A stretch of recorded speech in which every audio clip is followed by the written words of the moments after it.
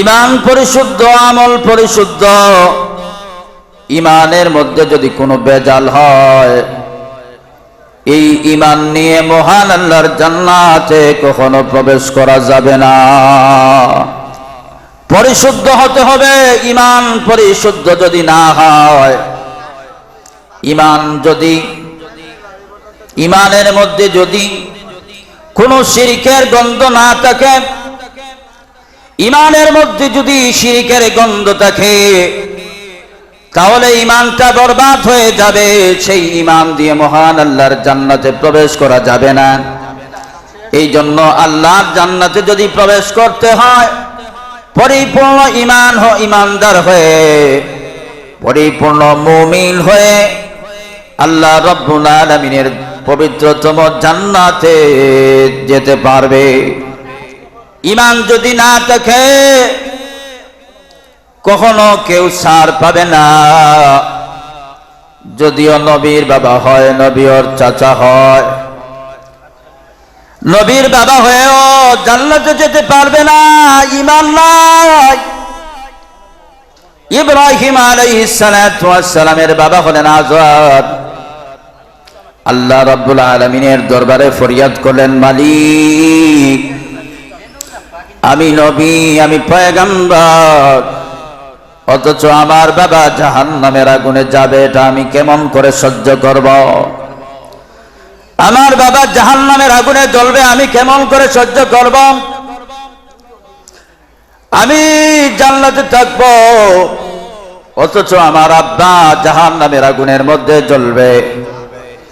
আল্লাহ ডাক দিয়ে বলেন, ও পয়গম্বর, তোমার আব্বা ঈমান নাই, এই জন্য আমি কখনো তাকে জান্নাত দিব না। কিন্তু তোমার আব্বা জান্নাতে এমন এক জাহান্নামের মধ্যে এমন একটা সওয়াব দিয়ে দিব, প্রকৃত যে আকৃতির ছিল দুনিয়ার জমিনে, সেই আকৃতিটা আর থাকবে না।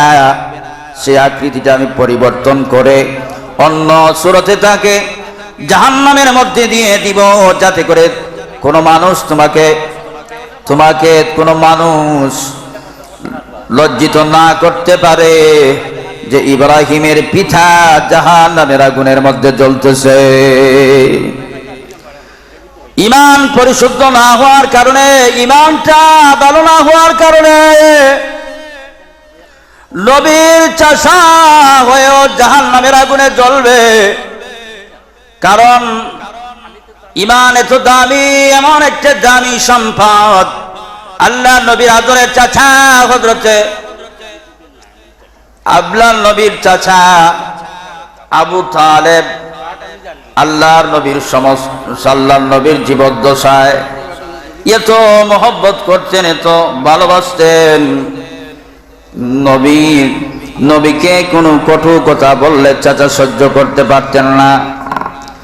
যতক্ষণ পর্যন্ত বদগানা গ্রহণ করেছেন, ততক্ষণ পর্যন্ত চাচা সহ্য করতে পারতেন না। কিন্তু আল্লাহ নবীর চাচা আবু তালেব দুনিয়া থেকে বিদায় হওয়ার সময়, আল্লাহ নবীর চাচা দুনিয়া থেকে বিদায় হওয়ার সময় নবীজি চাচার পাশে গিয়ে দাঁড়ালেন। আর চাচার কাছে গিয়ে বললেন, চাচা, দুনিয়া থেকে বিদায় হয়ে যাচ্ছ। ও চাচা, জীবনে আপনি তো আমাকে অনেক মহব্বত করেছেন, অনেক ভালোবেসেছেন। আপনার জীবনের চাইতে আমাকে ভালোবেসেছেন, কিন্তু শেষ সময় চাচা আপনি অন্তত ঈমানটা গ্রহণ করে আপনি দুনিয়া থেকে বিদায় হয়ে যান। আবু তালেব নবীর প্রস্তাবে রাজি হয় নাই। ডাক দিয়ে বললেন, চাচা, আমি আপনাকে চাচা শেষ সময়ে এসে আপনাকে একটা নসিহত করি, আপনি অন্তত ঈমানটা নিয়ে নেন, ঈমানটা গ্রহণ করে নেন। যদি ঈমানটা গ্রহণ করেন, আমি তাহলে আপনার জান্নাতের জিম্মাদার হয়ে যাব। আবু তালেব ডাক দিয়ে বলেন, ভাতিজা, সারা জীবন তোমাকে সহায়তা করেছি, অনেক ভালোবেসেছি এ ভাতিজা, কিন্তু শেষ সময় যদি ঈমান গ্রহণ করে নেয়, মানুষেরা আমাকে বলবে সারা জীবন মোহাম্মদ তার ভাতিজা, সারা জীবন ভাতিজার কথা, ভাতিজার নতুন ধর্মর প্রতি ঈমান আনে নাই, মরণের সময়ে কেন আনলো? মানুষরা এই ধিক্কার দিবে, এই কথা ভেবে ঈমান আনে নাই। আল্লাহ নবী বড় মনক্ষুণ্ণ হলেন, মনের মধ্যে বড় কষ্ট। আমার চাচা ঈমান না গ্রহণ করে চিরস্থায়ী জাহান্নামী হয়ে যাচ্ছেন। নবীজির চোখ দিয়ে যখন পানি পড়া শুরু হয়ে গেল,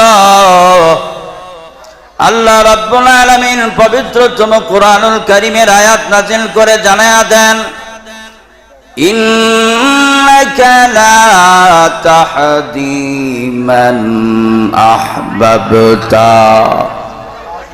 আল্লাহ জানায়া দেন, নবী আমার, ও নবী, হেদায়েতের জিম্মাদার আপনি নয়, হেদায়েতের জিম্মাদার হলাম আমি আল্লাহ।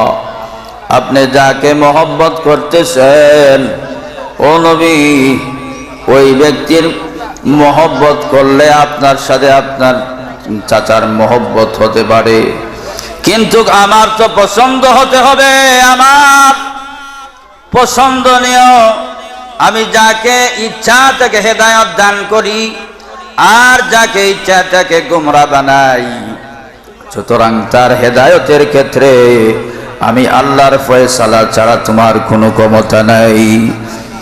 এই জন্য বলতেছিলাম, জান্নাতে যেতে হলে আল্লাহর আদালতে, আল্লাহর আদালতে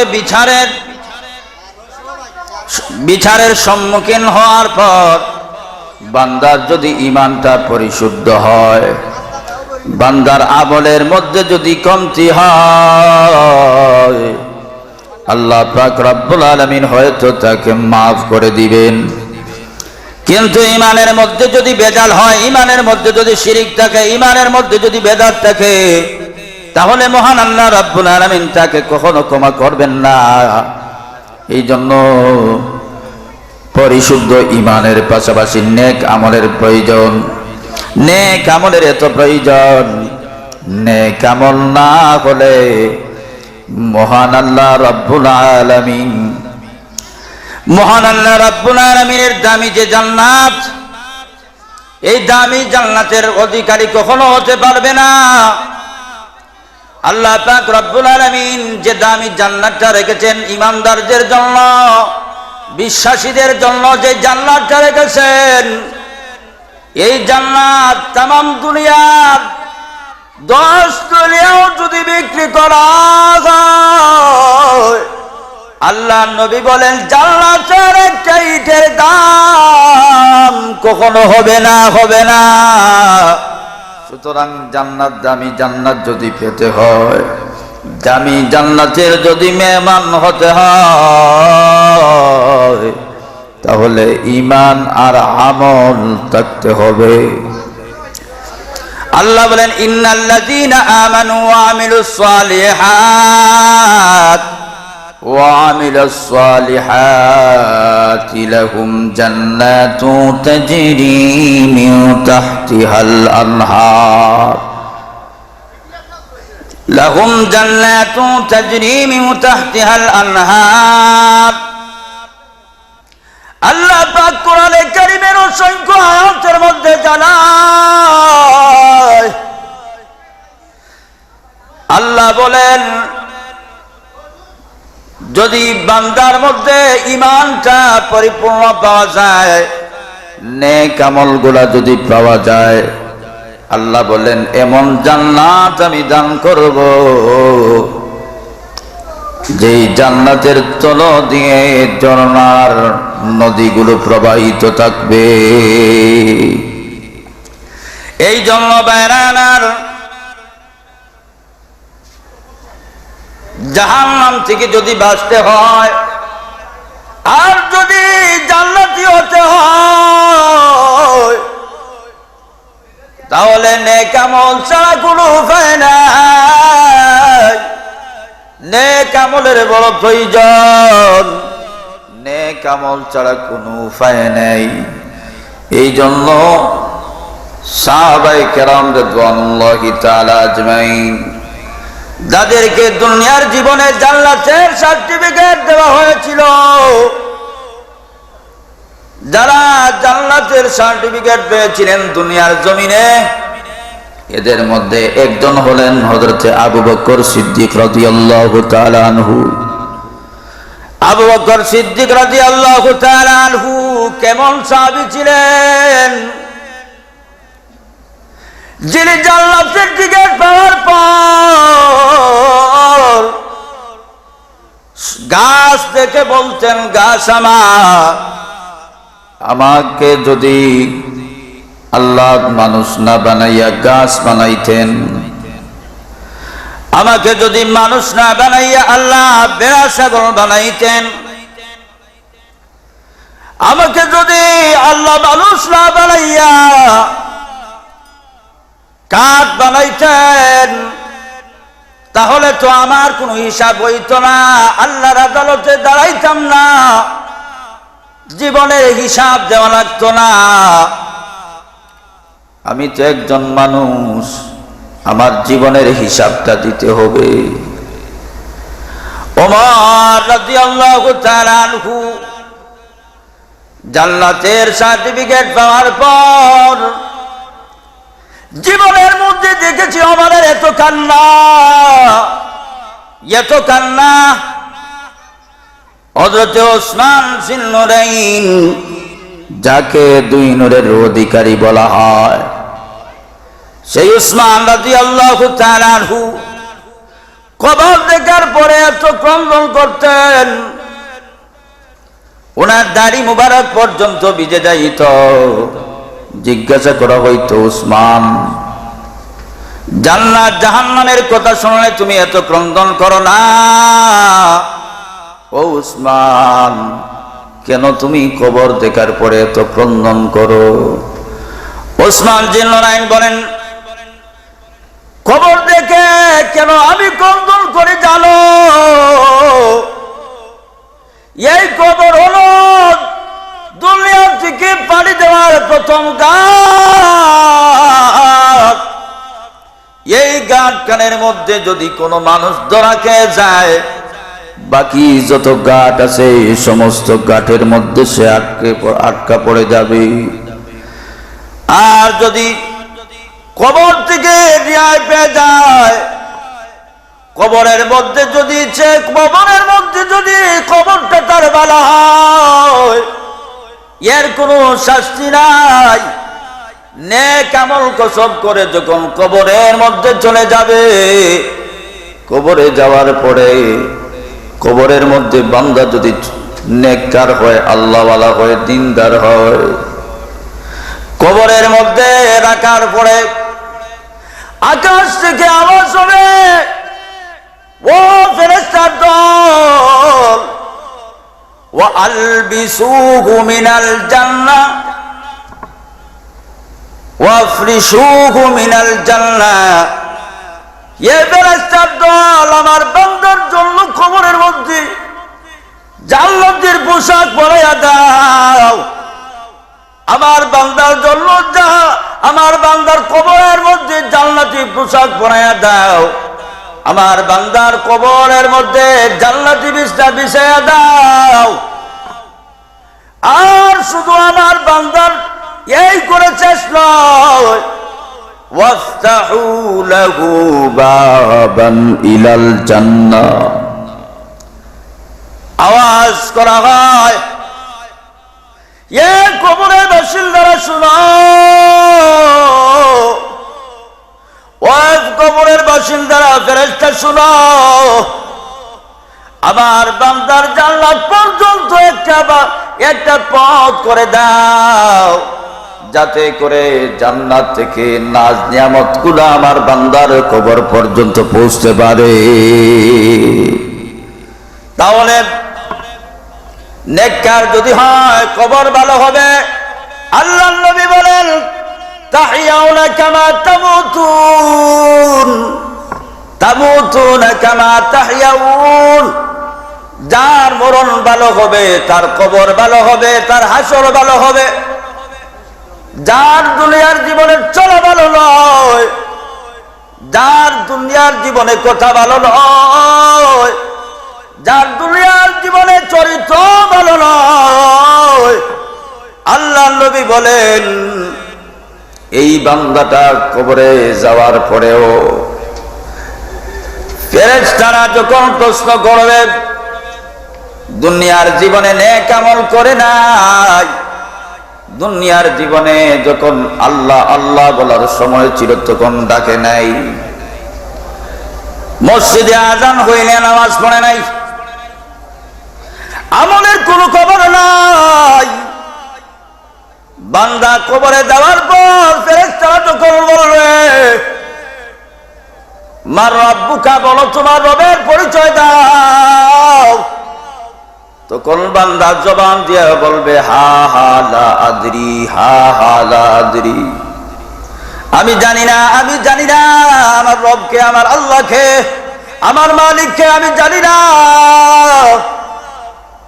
এ বান্দা, দুনিয়াতে আর কত আল্লাহর হুকুম অমান্য করবা, আল্লাহর হুকুমের বিরুদ্ধাচরণ আর কত করবা? এ ভাই, এই যে শ্বাস আছে, এই শ্বাস বের হয়ে গেলে তোমার তো কোনো দাম নাই, দাম নাই। মসজিদের মধ্যে এলান হবে ইল্লাল্লাহর আওয়াজ, অমুক নাই, অমুক নাই, এই যে একটা আওয়াজ হবে রে ভাই, তোমার আমার সামনে কত মানুষ দুনিয়া থেকে বিদায় নিয়ে গেছে।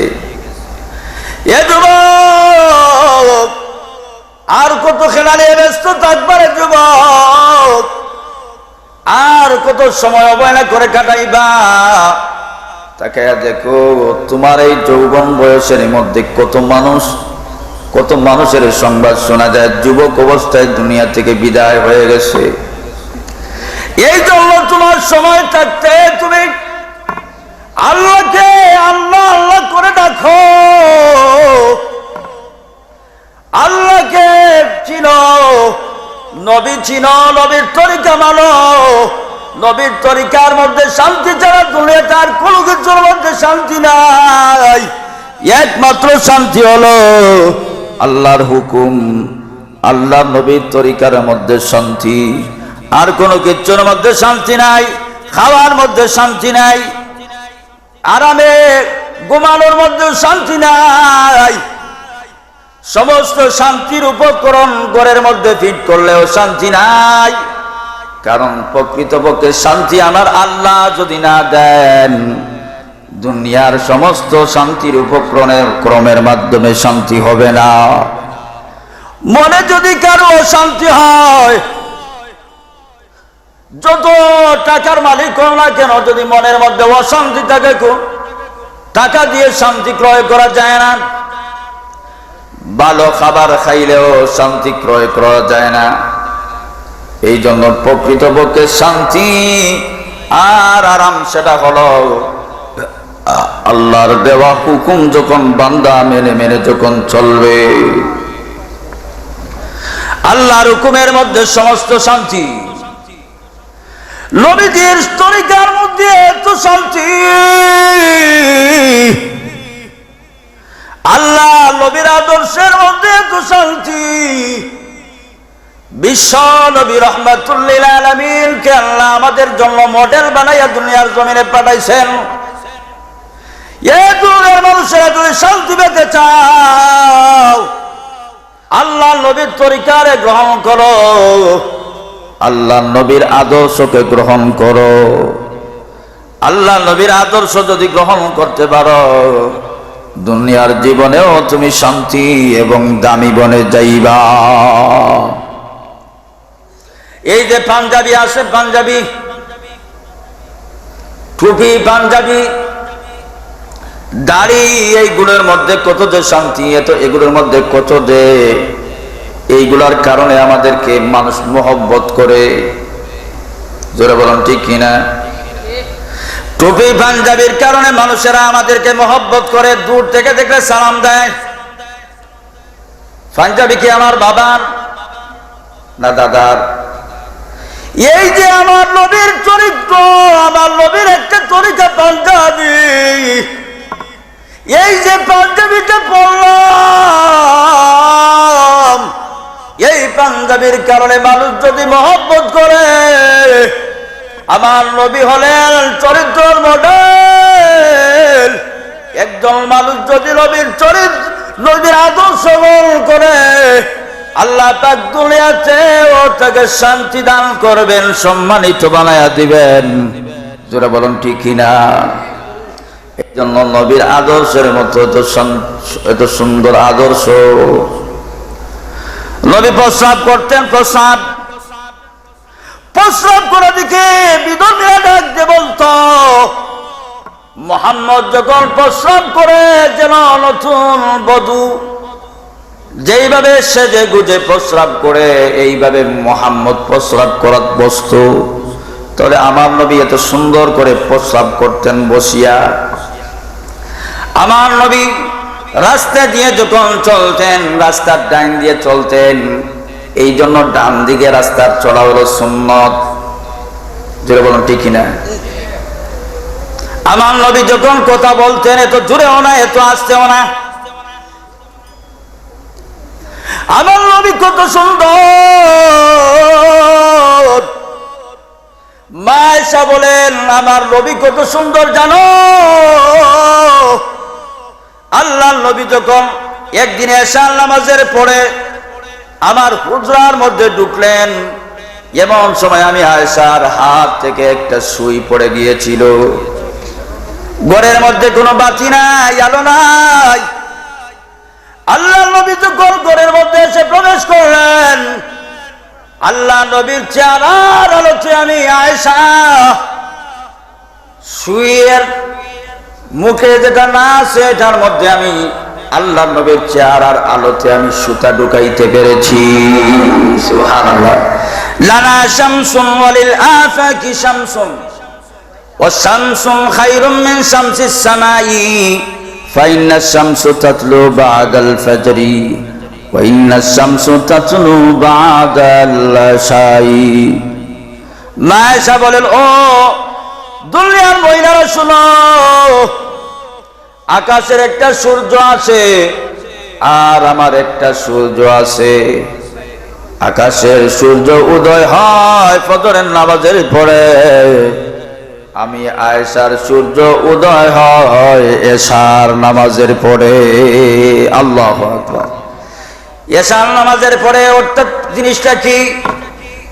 আল্লাহ নবীর চেহারার মধ্যে এত নুরানি চেহারা ছিল, রাসূল ঘরে যখন ঢুকতেন গোটা ঘর আলোকিত হয়ে যাইত। সুবহানাল্লাহ। তাহলে নবী কত সুন্দর। নবীকে আল্লাহ রাব্বুল আলামিন দুনিয়ার মানুষের জন্য মডেল হিসেবে দুনিয়ার জমিনে প্রেরণ করেছেন। ও দুনিয়ার মানুষ, আল্লাহ নবীর চরিত্র এত সুন্দর, এই চরিত্রটা যে আদর্শ হিসাবে গ্রহণ করে নিবে, তার ব্যক্তি জীবন সুন্দর হয়ে যাবে। পারিবারিক জীবনে যদি নবীর আদর্শ তৈরি করে দেয়, পরিবার সুন্দর হয়ে যাবে। যদি নবীর আদর্শটা রাষ্ট্রীয়ভাবেও যদি নবীর আদর্শ গ্রহণ, রাষ্ট্রটা সুন্দর হয়ে যাবে। এই জন্য আল্লাহ নবীর আদর্শ এত পবিত্র পাক আদর্শ। নবীজি জীবনে কোনোদিন কাউকে গালি দেয় নাই, নবীজি কোনোদিন কাউকে কষ্ট দেয় নাই, নবীজি কোনোদিন কাউকে কখনো কারোর গায়ে আঘাত করে নাই। জোরে বলুন ঠিক কিনা? এত সুন্দর নবী আমার, এত সুন্দর আখলাক, এত সুন্দর চরিত্র আমার নবী। হাসরের ময়দানে ওই সমস্ত উম্মতেরা উপকৃত হবে যারা নবীকে জীবনের সর্বক্ষেত্রে গ্রহণ করে নিয়েছে। নবীজির আদর্শ যারা দুনিয়ার জমিনে গ্রহণ করে নিয়েছে এরা কিয়ামতের দিন আল্লাহ রাব্বুল আলামিন আল্লাহর নবীকে এমন একটা পাওয়ার দান করবেন কিয়ামতের দিন হাউজে কাউসারের পানি নবীজি হাউজে কাউসারের সামনে নবীজি দাঁড়িয়ে থাকবেন। আল্লাহর নবী হাউজে কাউসারের সামনে একটা নহরের সামনে দাঁড়িয়ে থাকবেন। উম্মতেরা আসবে, রাসূল বলবেন আমার উম্মতকে আমার কাছে দাও। এক গুরু ফেরেশতা এসে বলবে ইয়া রাসূলুল্লাহ এটা আপনার উম্মত। আল্লাহর নবী তাকে হাউজে কাউসারের পানি পান করাইবেন। বলে হাউজে কাউসারটি কি? এমন একটা নহর যে নহরের পানি হলো দুধের চাইতে আরো সাদা, সুবহানাল্লাহ, মধুর চাইতে আরো মিষ্টি। আল্লাহর নবী বলেন যে একবার হাউজে কাউসারের পানি পান করবে কিয়ামতের আগ পর্যন্ত তার কখনো পিপাসা লাগবে না, সুবহানাল্লাহ বলেন। আবার কিছু উম্মত আল্লাহর নবীর কাছে আসবে হাউজে কাউসারের পানি পান করার জন্য। ফেরেশতারা গার ধাক্কা দিয়ে টেনে টেনে নিয়ে যাবে। রাসূল ডাক দিয়ে বলেন ফেরেশতার দল কেন আমার এই উম্মতকে তোমরা টেনে টেনে নিয়ে যাচ্ছ? ফেরেশতারা বলবে সেটা আপনার উম্মত ঠিকই, কিন্তু আপনার উম্মত হলেও আপনার তরিকাকে পছন্দ করে নাই, আপনার আদর্শকে পছন্দ করে নাই, আপনার আদর্শ গ্রহণ করে নাই, এই জন্য তাকে তো পানি দেওয়ার অনুমতি নাই। আল্লাহর নবী তখন বলবেন সুহকান সুহকান লিমান গাইয়ারা বাদি, দূর হও দূর হ হতভাগা, তোকে আজকে আমি হাউজে কাউসারের পানি দিব না। এই জন্য যদি হাউজে কাউসারের পানি পান করতে হয় তাহলে নবীর শাফাআত যদি গ্রহণ করতে হয়, নবীর শাফাআত যদি পেতে হয় তাহলে রাসূলের আদর্শ জীবনের সর্বক্ষেত্রে আমি রাসূলের আদর্শকে ফলো করতে হবে, রাসূলের আদর্শকে অনুসরণ করতে হবে। যেই কথাটা বলতেছিলাম জান্নাতে যেতে হলে ঈমান, পরিশুদ্ধ ঈমান এবং নেক আমল, পরিশুদ্ধ নেক আমল নিয়ে আল্লাহ পাক যেন আপনাকে আমাকে এই পরিশুদ্ধ ঈমান আর আমলকে হেফাজত করে আল্লাহ পাক আল্লাহর ইবাদত করে জীবন যাপন করে আল্লাহ তাআলা কিয়ামতের দিন আমাদের এই পরিশুদ্ধ ঈমান আর আমলের কারণে যেন জান্নাত নসিব করেন। সকলে বলে আমিন। ওয়া আখির দাওয়ানা আলহামদুলিল্লাহি রাব্বিল আলামিন।